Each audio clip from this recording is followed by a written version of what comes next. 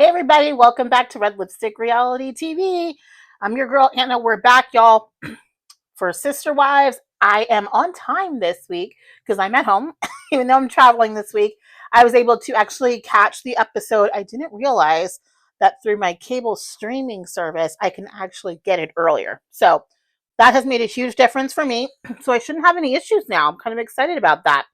But we had a chance to watch season 18, episode 8 of Sister Wives.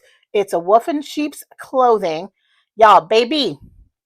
Y'all, this was that episode. This was that episode I've been waiting for, and I still didn't get it all. It was like, it was right there, y'all. It was right there. I could have cut out half this mess, and I'll tell you what I wanted to cut out, and I could have amplified another part. But this was the content I have been waiting to see now for multiple seasons. And if they don't let this occur more often and actually do this more often, actually talk about what people really want to know about, the ratings will dump. They'll tank. They'll tank like they did before when they cut all their salaries. If they don't stick with this type of storyline, they will see it tanking again. Because we mean business now. We're tired of this.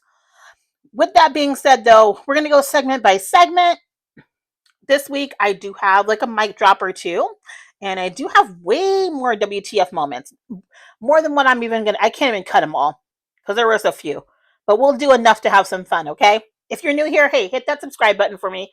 Thanks for coming. This is a great time over here. We're talking primarily about Sister Wives right now. That doesn't mean that we won't talk about other stuff, but we're in the middle of this season. So this show is our focus. Hit the like button so that hits the algorithm, and people that like this type of content, just like you, will get a chance to see it. Thanks for sharing, everyone. Okay, y'all, segment one. Oh, Lord. Okay, obviously, it starts off with a ton of like Utah stock footage, which I'm like, okay, this is interesting. We don't care. Fast forward. David's coming over for dinner. You guys already know how I feel about the David and Christine content. Had this happened prior to us seeing this wedding, I might have been interested in this courtship. I'm not. There's only one portion of this that I'm interested in, and we'll talk about it. Peyton now is just finally meeting David for the first time. Again, for me, you're shopping for wedding venues. Your kids haven't met the man. All your kids have not met this man, but you're already shopping for wedding venues.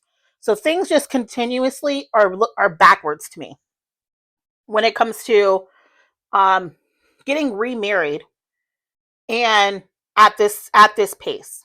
It's just really interesting to me how this is working. So just when I was also trying to give Peyton a break because he's been pretty great in a couple episodes recently, and I've really loved having him on the show. But then he gets a little annoying during this first period, but I feel like he makes up for it a little bit later. Like calling David by a random different name. I don't know why that's funny or interesting, or when Christina's saying to her kids over and over, behave. It's like, at what point with your family did you guys start addressing that what they thought was funny was actually just flat out rude? Because I've just never seen that before. My parents are divorced. They've dated people before, multiple different people. My parents never had to tell me to behave when meeting people, and like I was an adult, just like Peyton is. So her constantly repeating behave to me means that there were some behaviors and some things going on with this family that just consistently went unchecked, just unchecked behavior. Because why would you have to do that, right? I don't know, maybe it's just me, but it's weird. That's just weird to me. David quickly covers his family experience with polygamy, which I do think that's one good thing that he has, is that he has a pretty clear knowledge of polygamy. And I think that that's great for for Christine, somebody like that who's not interested in practicing it, but does understand the lifestyle and the family aspect of that. And he doesn't seem judgmental at all about it, which I love for her. They also already picked out a date, y'all, for this wedding, and they've been together 2 months. Like, make it make sense.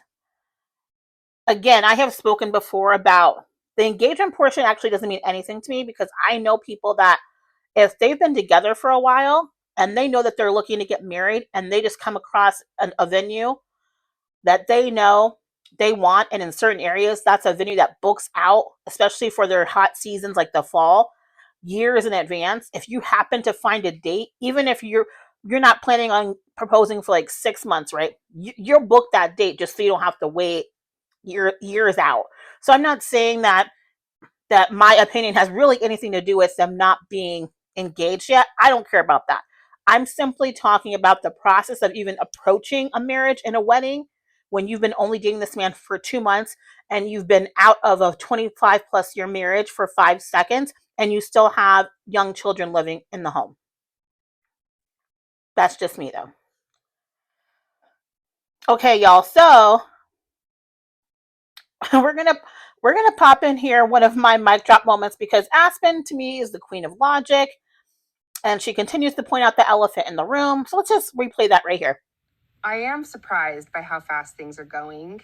My mom did just get out of a 25-year relationship and then starts talking about getting married. It does seem really, really, really fast. Does David? Y'all, what would we do without Aspen?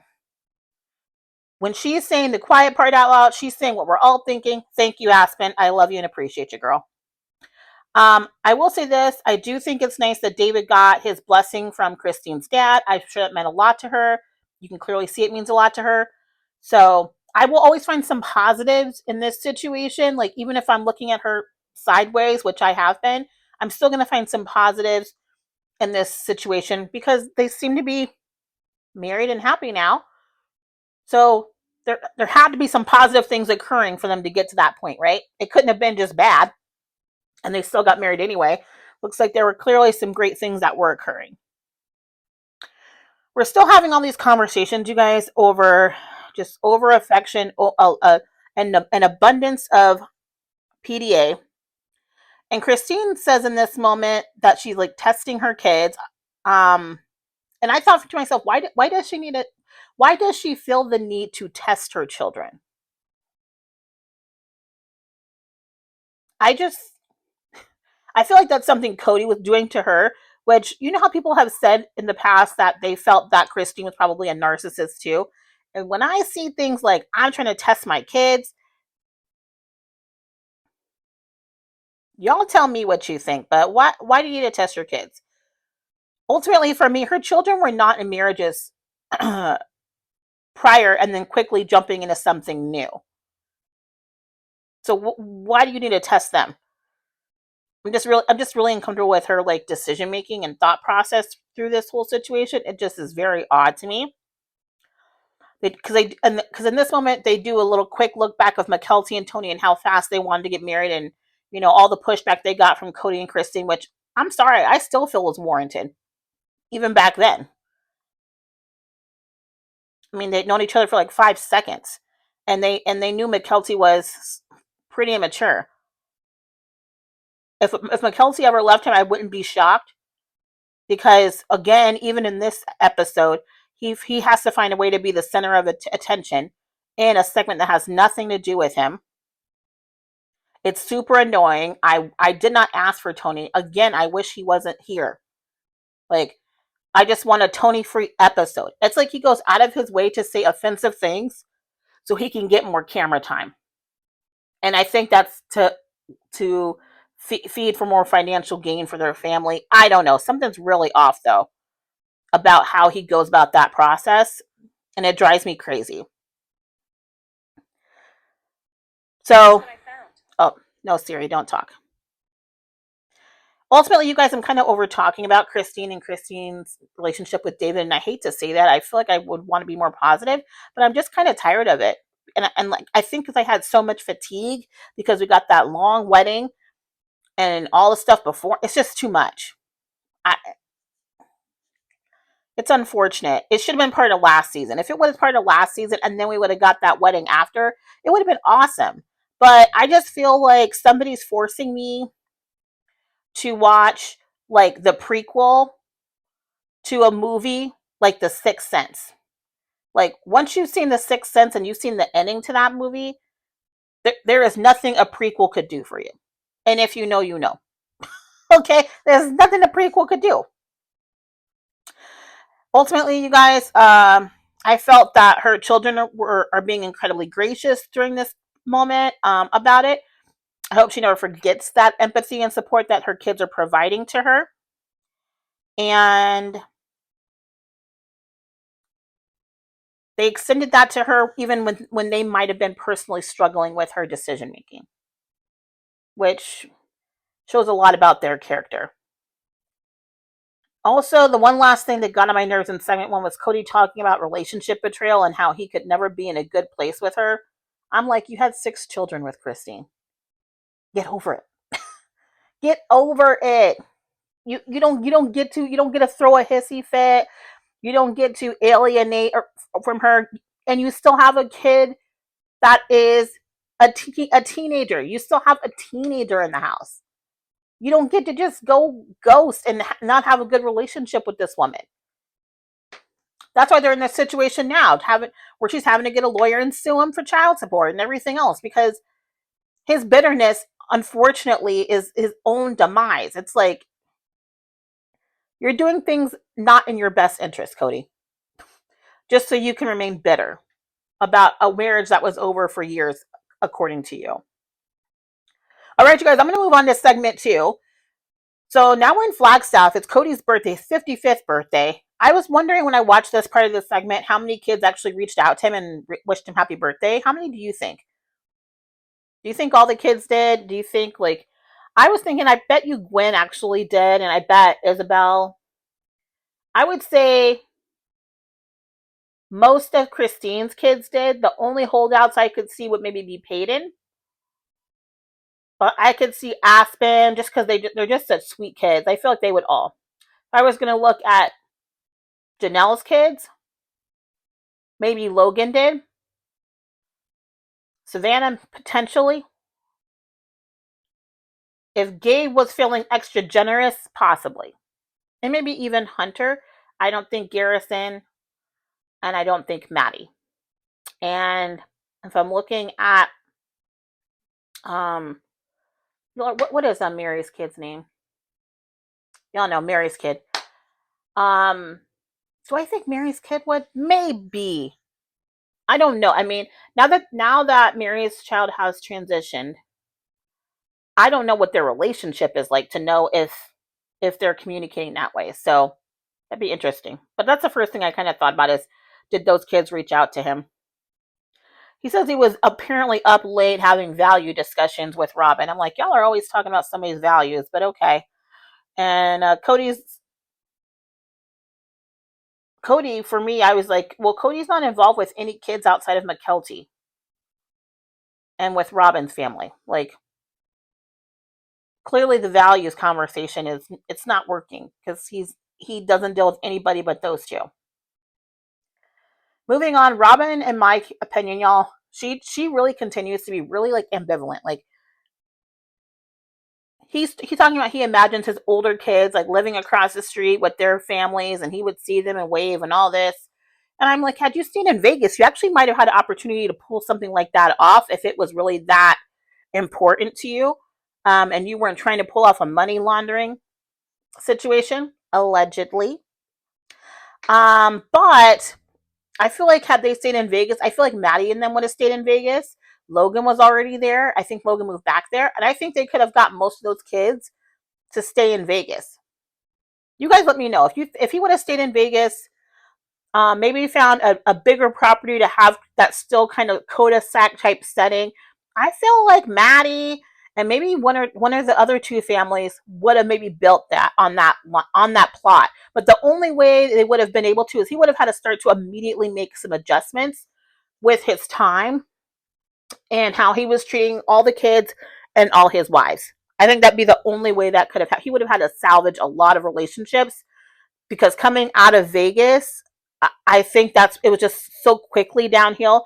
He had that small window, y'all, to save it in Vegas, and I think he could have, but that would have been the only way that would have happened.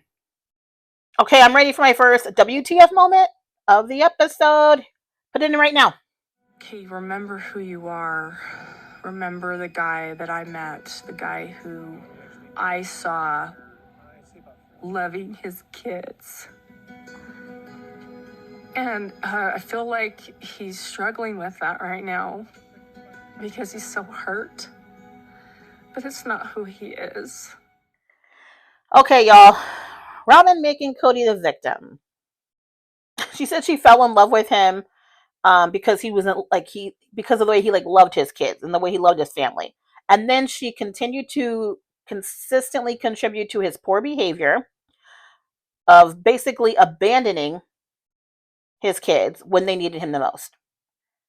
And she can say what she wants to, but when you are allowing for him to stay at your home for longer than you know he should be, that is contributing to what's going on. If you're demanding that he has a certain amount of time and attention towards your kids that you know these other kids aren't getting and never got, that's contributing to what he's doing. If you're allowing him to make excuses, if you're allowing him to talk to you about his relationships with other wives in a negative way, that in fact is contributing to what's going on, the abandonment. So, Robin, sweetie, you're not absolved of responsibility. Okay, so they're trying to torture me and they're going back to David and Christine. Now they're going ring shopping. I'm sorry, I don't care. Even though it was a really pretty ring set they picked out. Um, Only thing I do like, though, however, in this situation, that he seems to really listen to her and really retain things that are important to Christine.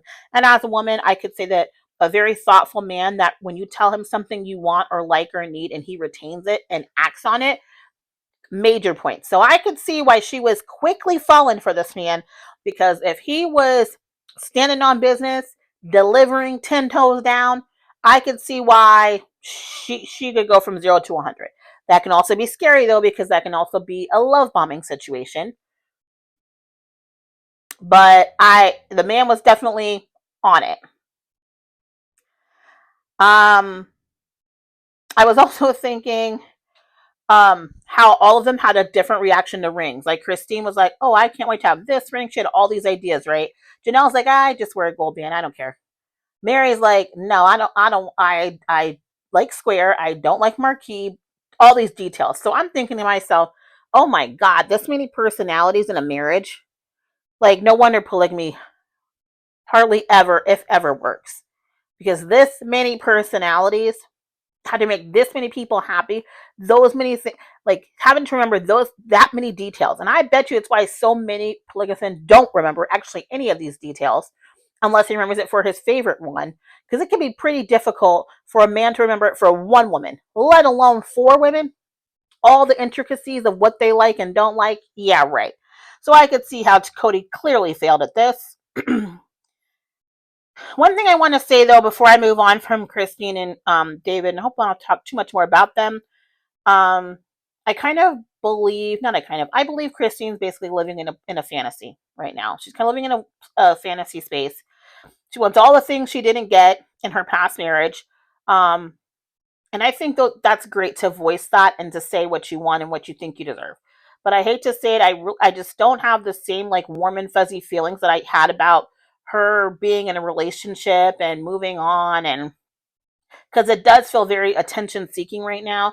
Almost like, look, Cody, look at what he's doing for me that you didn't do. It just feels like a lot like that.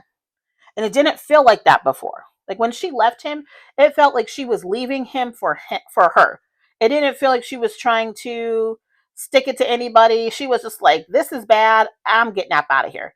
And now, like even when Cody says, "Oh, well, she just left me to find her own soulmate," that it kind of makes it feel like everything she's doing is like to stick it to Cody. And even some of these activities to me feel like that, almost like, well, look, I am lovable. Look at Cody. He can love me. He can marry me in 2 months, and he's happy and thrilled about it. He wants to hold my hand and do this and that. And I mean, if they weren't on TV and nobody was telling Cody any of this information, I feel differently. But I just feel like all this stuff is really overkill. Even the PDA and stuff. It just feels like she's like, "Oh, I hope Cody sees this." Is it just me? I'm trying not to be negative, y'all. I am really working on that, but I don't know. It just feels very. It just doesn't have that same I am woman, hear me roar feel that it had when she left him at the beginning. But they do say that when a man knows, he knows. So, hey. All right, moving on. Moving on, y'all. We're going to go to segment 3, okay? So, we get Janelle and Cody meeting up. Finally, y'all. 8 episodes into this season. We had 8 episodes. 8. 8 episodes. He walks in jolly, like nothing's going on. I mean, he's like, ho, ho, ho. Hey, home. Hey, Janelle. Hey, whoa, this got intimate. Oh, my God, y'all. Like, what?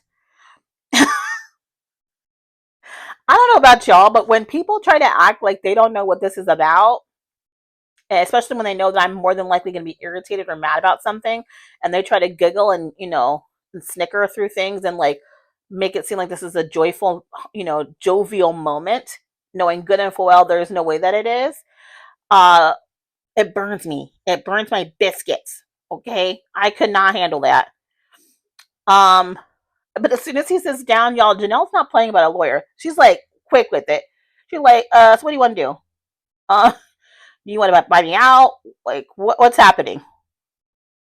And like Cody's trying to play like coy, like a bad actor, like, oh, what's going on? Is this a rush or like what's happening? We got plenty of time. And Janelle's like, we got 3 to 4 months. And based off you her that you don't have the money, if I was her, I'd be panicked too. Because if you don't have the money and she doesn't have enough to make up for it, which she's telling you, we need to think of another financing option. If you don't have this money, she is not trying to lose her entire nest egg for it to be seized back because you couldn't come up with the money because you keep putting it off, thinking 3 to 4 months is plenty of time. So obviously we know that they figured that all out. But I want to try to watch the show, y'all. Like I'm in this moment with some of the stuff because otherwise I'd be really bored to death if I had conclusions for everything, right? So clearly they figured it out, but still, we still don't know all the details surrounding the finances of that. So I'm wondering if the show will get more into some of the details of how they financed everything. And also, too, Janelle acknowledges that them just signing this deal to begin with was really dumb. And I'm just starting to recognize some of the ways in which he would almost try to manipulate her a little bit with like ideas and fancies of a family and being close when he really had no desire to do that. But I think he would use that as a distraction to Janelle when he knew he was going to make bad financial decisions that he knew she would push back on. Because y'all, I could not see Janelle not looking at this deal and pushing back on it. And I feel like he would manipulate her, just like she says in this episode. Sometimes you just have that little hook in me still. Did y'all catch that? That she said, oh, I don't really feel this way about you, but sometimes, you might have that little hook in me. Those hook moments, when he would have that hook in Janelle, she'd make real bad decisions. Or she'd allow for him to make really bad decisions and she'd give him a pass. And I think the purchase of Coyote Pass was one of them. Because I think he sold it to her as we're going to have the whole family together, when in reality, he was never going to be able to do that. He just was not. Okay, you guys, we are going to pop in one of my favorite new mic drops by the one and only Janelle. Here we go. Pop it in here. I have thought about, are you interested in buying me out? Well, wait a second.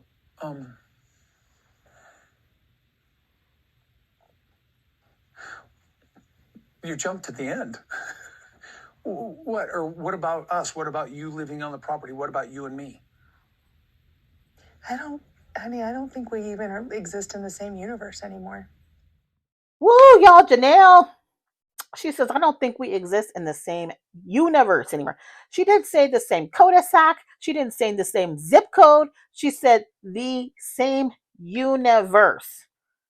I mean, I don't think you can get further away than that.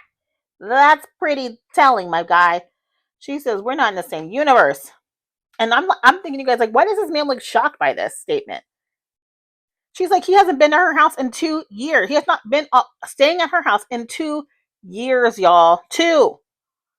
And he's like trying to come back and act like he has no idea. Like saying we need to talk about this or we haven't talked about it. I'm like, what do you need to talk about? If it was so imperative for you to be together, if it was such a priority, just like Janelle said, you would have made significantly more effort. You're not making that. You never did. And with that, we're going to add another mic drop. Not drop. We're going to add another WTF moment. This is number 2. Because they were back to back, y'all, in this segment. Here we go. Number 2. Here. The things that have gone on, my relationship with Christine, my relationship with Mary. Mary and I, fortunately, are in a place where we'll always be friends. I'll never say a bad thing about Mary again. Janelle. Oh, y'all. Cody says he'll never say another bad thing about Mary. He spent the whole season, prior seasons, sitting in a confessional saying nothing but terrible, horrible, bad things about Mary. When has he not said bad things about Mary?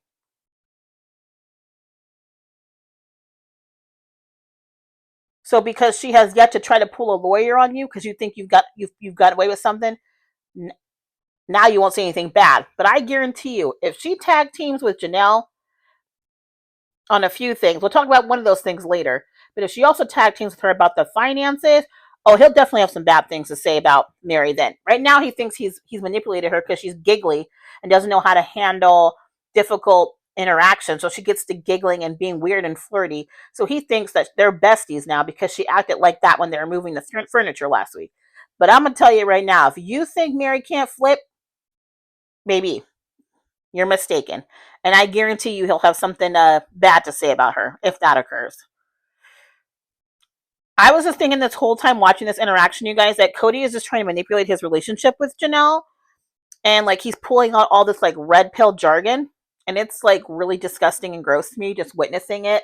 Like saying, oh, if we got back together, we would have to work on this relationship and partnership. And I'm thinking, Janelle has told you now in 15 different ways she has no desire to be with you. Like she's literally telling you this, no. And she's also confirming that the only way this would work is if I were like Robin, and I'm not Robin. And I'll never be Robin. And with that being said, here's number 3. This is number 3 WTF moment right here. I don't know. I feel like anytime Cody makes a choice and they don't like it, I get blamed. There's this new concept that I have Cody just wrapped around my little finger and I'm doing evil spells on him and I'm oh, ridiculous. If you know Cody Brown, you know he's not to be controlled. And here we go. Robin playing the victim. Again. The queen of victim. And I will also say this in this moment. Janelle vocalizing that she felt not as important to me is so huge because she very rarely will fully vocalize and express her feelings surrounding how Cody treated her, right? Like she's just always gives him the benefit of the doubt.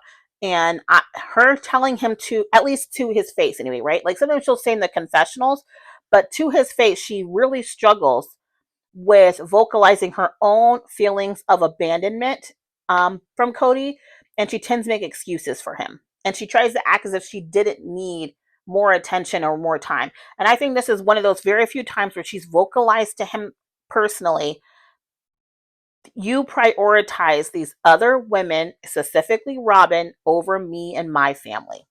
So I really loved that. But then she ruins it by giving him a pass, saying, well, I know you have little kids and those are your priority. No, no, no, no, no. No.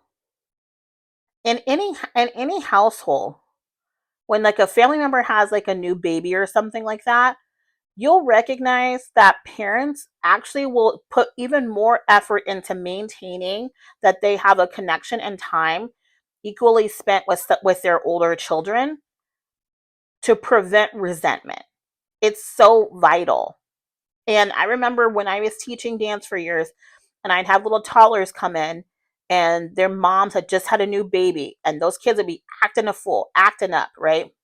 And I would tell those parents, number one, you need to really carve out some specific dedicated time to that child away from the sibling because that's a problem.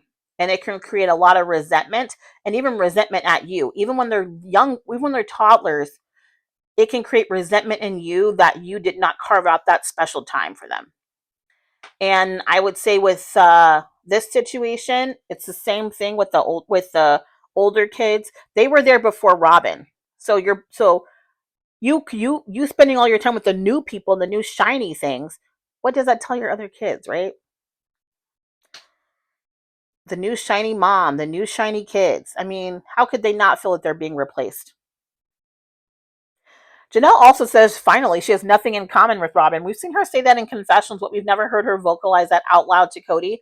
And I think this is why this segment was so interesting to me, because she was finally saying the things that she's been saying in the confessional to Cody's face, and we get to actually see Cody react to it, as opposed to Cody watching a video of Janelle saying it and then him being able to be completely snarky in that moment and work on all his comebacks that he would never make to her face, right? And in this moment, it's a totally different scenario because she's telling him these things face to face.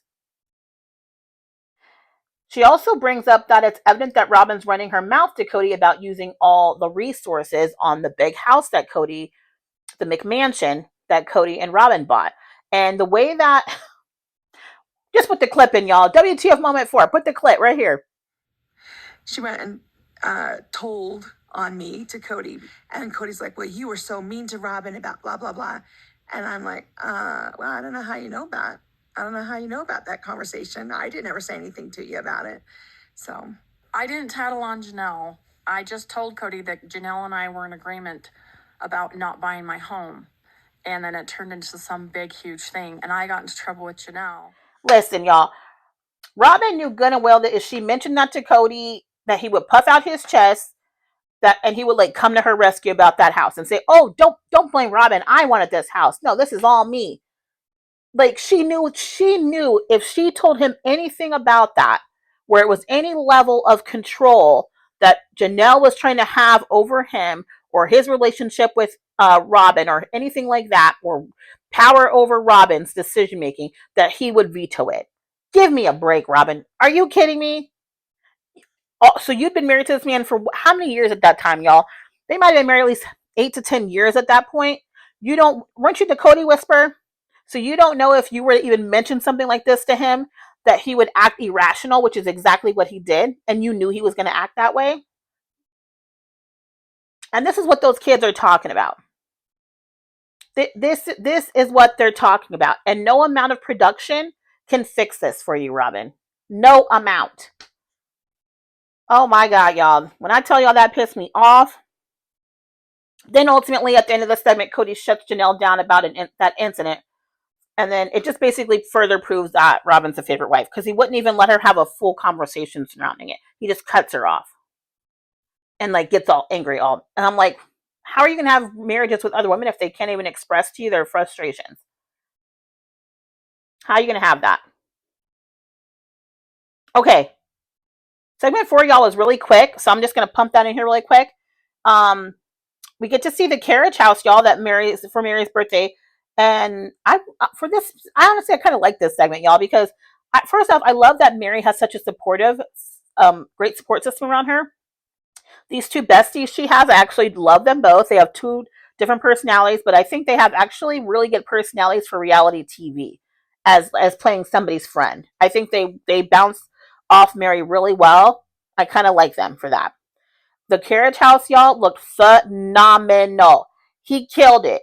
It looked beautiful. I was literally blown away when they opened the door and showed it.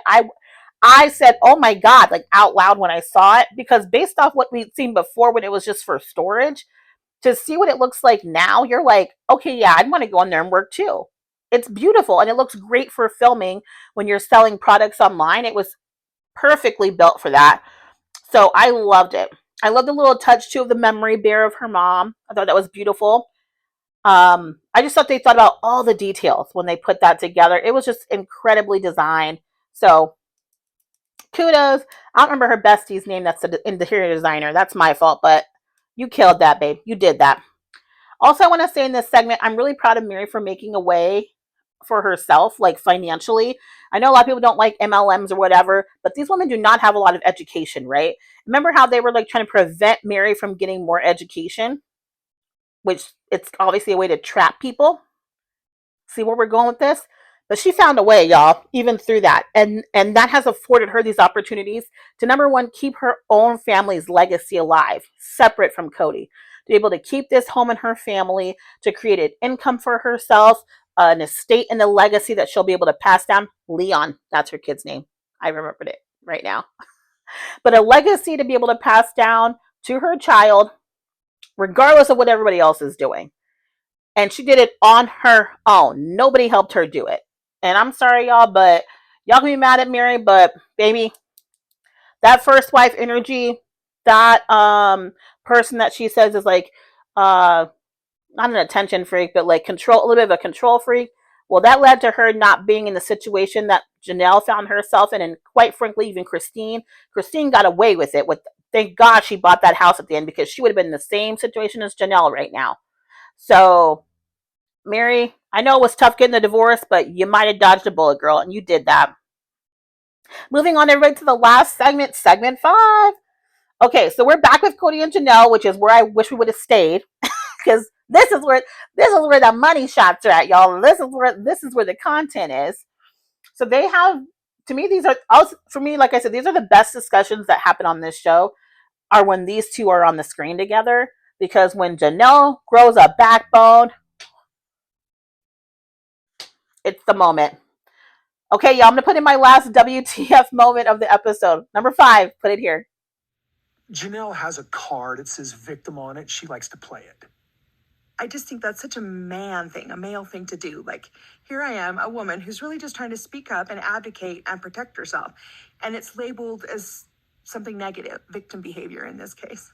But I just... Okay, y'all, telling Janelle plays the victim card. Are you kidding me? Of all the women, she is the least one to claim victimhood. The absolute least to claim victimhood.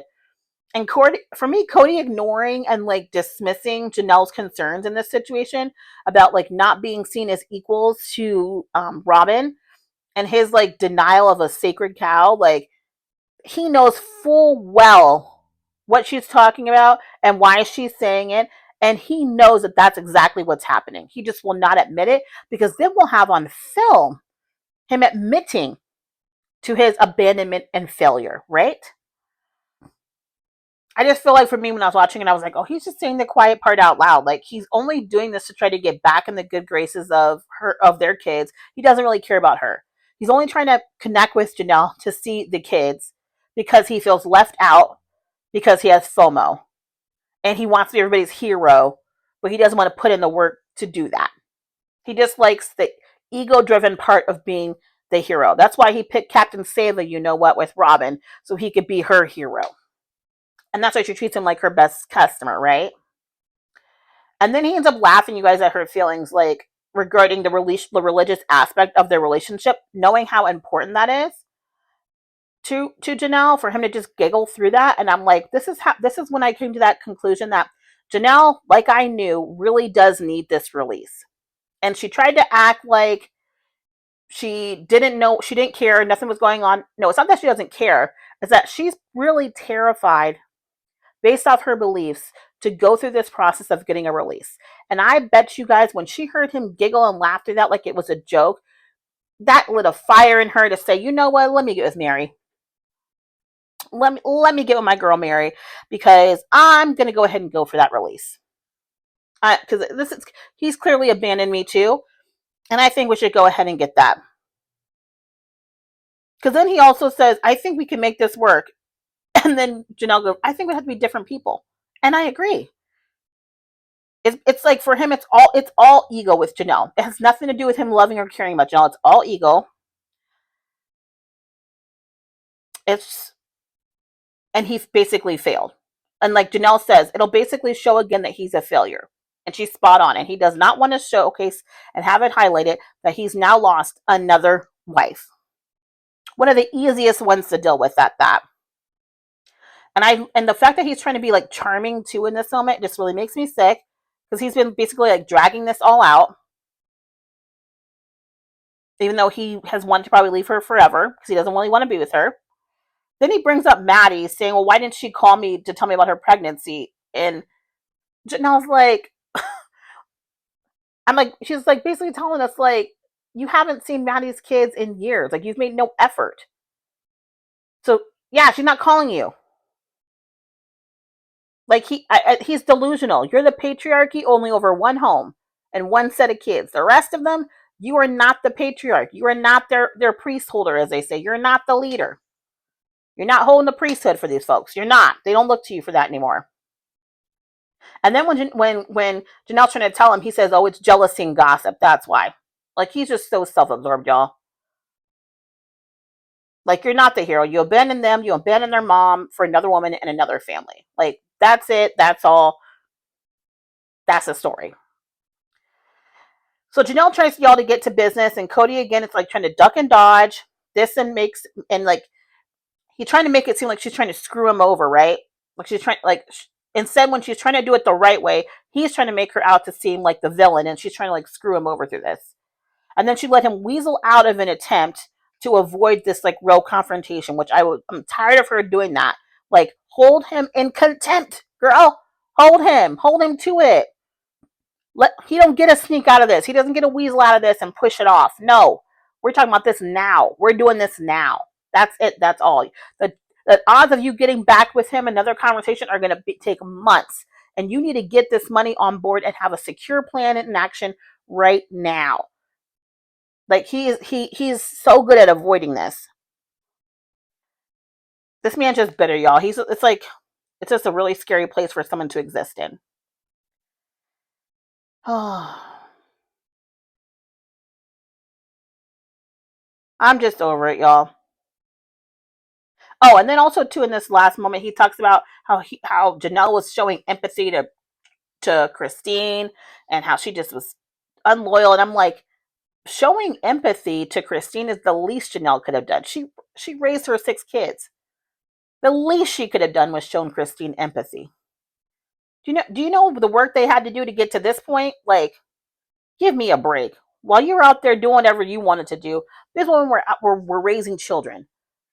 Okay, these women were raising families. And you're out here playing in a 2-seater. Like, give me a break. So, I close the book. Hey, y'all. That was episode 8. Way better than last week. Significantly better. It was not hard to find WTF moments this week, which I was thankful for. Like I said, those segments with Janelle and Cody, when Janelle will actually speak her mind, baby, it'd be like throwing them bows. It is so good. That's the kind of content I'm trying to see. Like, let's clear this mess up, because I'm tired of going around in circles about stuff we've been talking about now for years. So you guys let me know. Tell me what you thought about the episode. The comments are open. If you made it to the end of the video, make sure to put some lips in there. Put some lipstick in there. Let me know you made it to the end. I appreciate you staying on and watching with me. Until next week, you guys. Hey, get out there and vote if you have not voted. You'll see this on Tuesday. Though it's important. It's important, y'all. Until next time. Bye.